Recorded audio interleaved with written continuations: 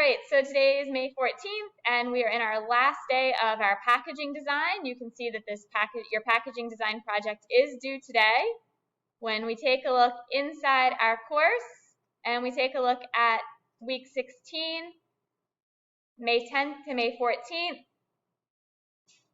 today is that last day to be working on it. You have slides that you have been using for this week where you are to be screenshotting each day to demonstrate your progress. Your final design should be on there today. It should look realistic. So think about what details you're adding to make that look realistic.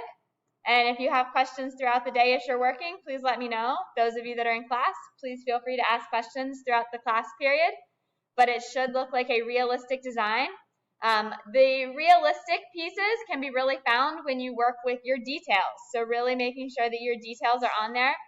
Even if it's simple as making sure the front has maybe the weight of the item or how many items the container is holding. Those are fine details that really make it look realistic. Are there any questions from students in class? Because students working at home could have these same questions. Any questions in class right now?